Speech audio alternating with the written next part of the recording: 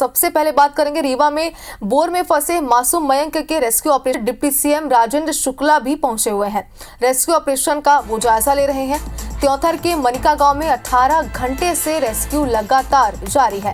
Borewell में गिरे 6 साल के मयंक को निकालने के लिए रेस्क्यू ऑपरेशन यहां पर चलाया जा रहा है। अब तक 55 फीट की खुदाई की गई है। बोरवेल के पास गड्ढा खोदकर टनल बनाई जाएगी। शुक्रवार शाम को करीब 3 बजे बोरवेल में मयंक गिरा था, जिसके बाद से आसपास के लोगों को जैसे ही ये भनक लगी, क्योंकि घर में बच्चा नहीं मिल रहा था, जिसके बाद जो परिजन थे, जो घर वाले थे, वो उसे ढूंढने की कोशिश की। आसपास के लोगों ने बताया कि मयंक उस जगह पर खेल रहा था जहां पर गड्ढा खोदा गया था, जिसके बाद उस गड्ढे में देखा गया और उसके बाद जैसे ही लोगों को इसकी भनक लगी कि वह गड्ढे के अंदर फंसा हुआ है, वह गिर गया है, तुरंत ही सूचना प्रशासन को दी गई, जिसके बाद टीम मौके पर मौजूद है और इसके बाद से ही लगातार रेस्क्यू ऑपरेशन यहाँ पर जारी है। मृदुल पांडे हमारे सहयोगी लगातार हमारे साथ जुड़े हैं, जानकारी हमें दे रहे हैं। मृदुल, एक बार फिर से आपसे जानना चाहते हैं, कहां तक पहुंचा रेस्क्यू ऑपरेशन, क्या कह रहे हैं प्रशासन की टीम?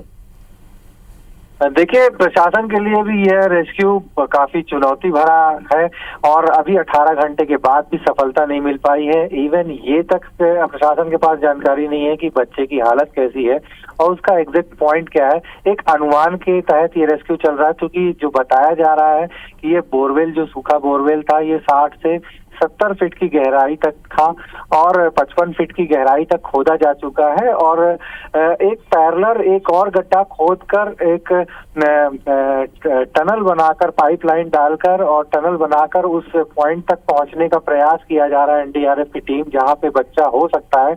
और जैसा कि बता दूं कि कल दोपहर 3 बजे जो ये घटना हुई थी, बच्चा खेत में गेहूं की बालियां बीनने के लिए अपने कुछ गांव के अन्य लड़कों के साथ गया हुआ था। जब उसका पैर, चूंकि फलारी जो खेत की जो फसल की जो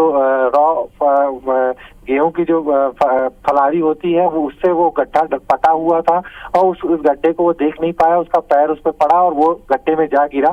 साथ के जो उसके और बच्चे थे, उन लोगों ने गांव वालों को इस बात की सूचना दी और गांव वालों ने प्राथमिक अपने जो सामान से रेस्क्यू करने की कोशिश की, लेकिन बच्चे की शुरुआती 1 घंटे तक आवाजें आ रही थी, वो जवाब भी दे रहा था, ऐसा उनके पिताजी का कहना था। हमने उनके परिवार से बात की, फिर उसके बाद वहाँ के परिजनों ने सरपंच के माध्यम से जिला प्रशासन को इस बात की सूचना दी और तकरीबन 6 बजे तक जिला प्रशासन की टीम मौके पर पहुंच गई थी और रेस्क्यू ऑपरेशन शुरू हुआ। एनडीआरएफ की टीम को भी सूचना दी गई। बनारस से एनडीआरएफ की टीम चलकर रात में 10 बजे पहुंची और रात 10 बजे से यह पूरा रेस्क्यू ऑपरेशन जोर पकड़ा है।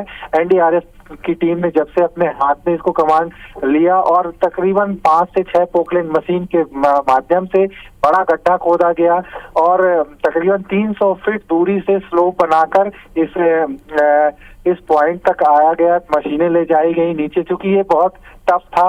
रेस्क्यू अभी भी टफ है, क्योंकि मिट्टी को जितना खोदने में समय नहीं लग रहा, उससे ज्यादा उसे हटाने में समय लग रहा है। इस कारण से जो मौके पर अधिकारी हैं, वो लगातार ये प्रयास कर रहे हैं कि किसी तरह से उसे सुरक्षित निकाला जा सके। क्योंकि अब तक कोई अपडेट नहीं है, इसलिए यह कहना भी मुश्किल होगा कि बच्चे की हालत कैसी है।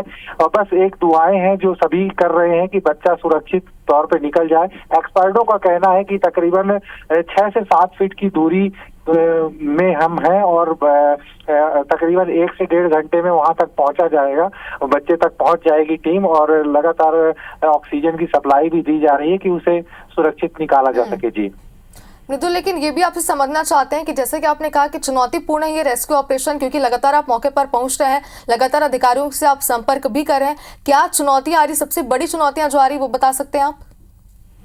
देखिए, सबसे बड़ी चुनौती प्रशासन के पास ये है कि बच्चे की लोकेशन नहीं है। कारण उसका ये है कि जब बच्चा बोरवेल में गिरा और बच्चे के गिरने के बाद से ही जो खेत की जो फलारी थी वो उस गड्ढे में और ऊपर आ गई, तो बच्चा पूरी तरह से उस फलारी से पट गया है। कैमरा डाल के देखा गया टीम द्वारा, तो बच्चा कहीं पे भी दिखाई नहीं दे रहा है, क्योंकि बच्चे तक कैमरा का ना पहुंचना ये बात सिद्ध करता है कि बच्चे की हालत कैसी है, इस बात की जानकारी प्रशासन के पास नहीं है, उसकी सही लोकेशन नहीं है। ये सबसे बड़ा टफ पॉइंट है इस रेस्क्यू ऑपरेशन में। जी चलिए मृदुल, तो नजर बनाए रखिएगा, हम भी यही कामना करते हैं कि बच्चे को जल्दी बाहर निकाल दिया जाए। फिलहाल शुक्रिया आपका हमारे साथ जुड़ने के लिए और तमाम जानकारी के लिए।